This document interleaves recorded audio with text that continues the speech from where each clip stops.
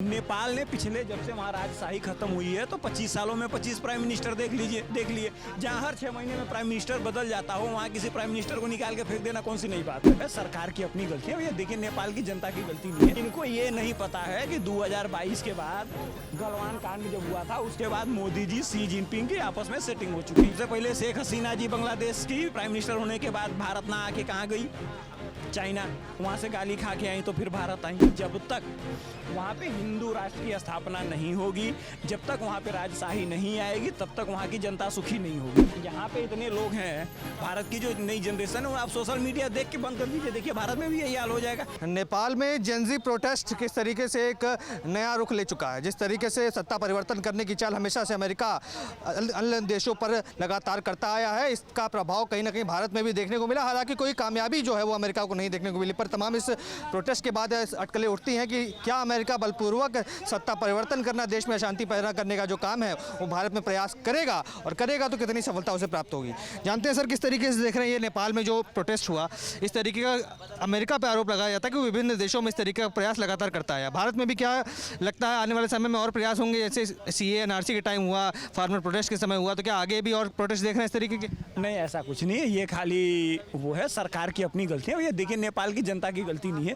नेपाल ने पिछले जब से वहाँ राजशाही खत्म हुई है तो 25 सालों में 25 प्राइम मिनिस्टर देख लिए। जहाँ हर 6 महीने में प्राइम मिनिस्टर बदल जाता हो वहाँ किसी प्राइम मिनिस्टर को निकाल के फेंक देना कौन सी नई बात है। देखिए ऐसा है कि जैसे ही KP ओली साहब जो हैं, ध्यान से समझिए, जैसे ही KP ओली साहब चाइना गए, ठीक है, और चाइना से उनको लात जूते खा के वापिस आए तो प्रदर्शन चालू हो गया। अब देखिए मेरी कोई हैसियत है नहीं, नेपाल की कोई हैसियत औकात नहीं है, तो ये लोग क्या सोचते हैं कि ओवर स्मार्टनेस, कभी भारत को ब्लैकमेल करके चाइना के पास चले जाएंगे, चाइना को ब्लैकमेल करके भारत के पास आ जाएंगे। इनको ये नहीं पता है कि 2022 के बाद गलवान कांड जब हुआ था उसके बाद मोदी जी शी जिनपिंग की आपस में सेटिंग हो चुकी है, ठीक है। इन दोनों की आपस की सेटिंग होने के बाद, पहले मैं उदाहरण देता हूं आपको। सबसे पहले शेख हसीना जी बांग्लादेश की प्राइम मिनिस्टर होने के बाद भारत ना आके कहाँ गई, चाइना। वहाँ से गाली खा के आई तो फिर भारत आई। चाइना श्रीलंका में तख्ता पलट हुआ, वो वहाँ गए, फिर भाग के कहाँ आए, भारत आए। इंडिया आउट कैंपेन मोइजू ने मालदीव में चलाया, प्रेसिडेंट बन गए, भागे भागे चाइना गए, चाइना से जैसे ही वापस आए वैसे भारत के पीछे आ गए, ठीक है।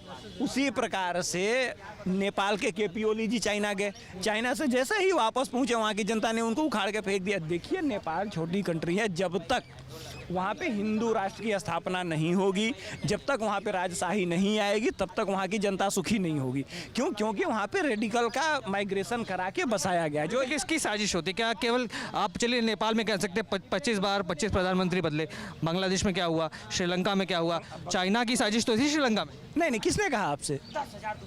भाई चाइना में आपके 400-400 500-500 करोड़ के करप्शन पकड़े जा रहे हैं। बांग्लादेश में आप सीधा अपने स्टूडेंट को गोली मार रहे हैं, तो ये तो होना ही था। क्या आप सोशल में आज यहाँ पे इतने लोग हैं, भारत की जो नई जनरेशन है, आप सोशल मीडिया देख के बंद कर दीजिए, देखिए भारत में भी यही हाल हो जाएगा। हमारी जनता जो है बिना खाने के जी सकती है, लेकिन युवा जनरेशन बगैर सोशल मीडिया के नहीं सर्वाइव कर सकती, ठीक है। तो उसके लिए उन्होंने सोशल मीडिया बैन किया। सोशल मीडिया बैन किया तो पब्लिक गुस्सा हो गई। क्यों? क्योंकि उनको लगता है कि हमारे साथ जो गलत हो रहा है उसको दबाने के लिए सोशल मीडिया। भविष्य देख रहे हैं नेपाल का यहाँ से? हिंदू राष्ट्र बनेगा आने वाले कुछ समय में। अब नेपाल में जो सरकार आएगी उसको ये अकल आ जाएगी। आने वाले, इस सरकार का तो पता नहीं, लेकिन आने वाले 2-3 सालों में जो सरकार बनेगी उसको ये पता लग जाएगा कि बिना भारत के हमारा गुजारा नहीं होगा। ठीक उसी प्रकार से जैसे मोदी जी गुजरात में बैठ के बोल रहे थे, जैसे जैसे रुपया गिरता है वैसे वैसे भारत की इज्जत गिरती है, ठीक है। अब रुपया 89 टच कर रहा है तो भारत की इज्जत नहीं गिर रही है। सूर बदल गया ना कि सत्ता में बैठने के कुछ चीज़ें सत्ता में बैठने के बाद पता लगती हैं। जैसे ब्लैक मनी पे ज्ञान दे रहे थे, जब से आए तब से ब्लैक मनी पे कोई बात करी? अब तो सत्ता में है ना। जब से 2014 के बाद आएंगे तो 15 लाख करोड़ आएंगे, तो 20 लाख करोड़ आएगा, तो 50 लाख करोड़ आएगा। आने के बाद कितनी बार बोला कि भाई इतने देश का ब्लैक मनी है हमारे देश में आया, कहीं आया नहीं आया। तो ऐसे ही जो सरकार में नहीं होता उसको पावर का पता नहीं होता, कुछ पता नहीं होता, केवल बयानबाजी करनी होती है। वो बयानबाजी नेपाल में भी चल रही है। तो जैसे ही सत्ता में बैठेंगे, सत्ता में क्या चल रहा है वो उनको पता लगेगा और धीरे धीरे लोग सारे सरेंडर हो जाएंगे। और वो जो उनकी आदत पड़ गई थी ना कि कुछ दिन आपकी गोद में कुछ दिन उनकी गोद में, तो बाद में पता लगा भाई अब दोनों मिल गए हैं, अगर इधर से उधर होंगे तो दोनों मिल के मारेंगे। आप देख रहे हैं सौगंध TV। सौगंध, वतन की।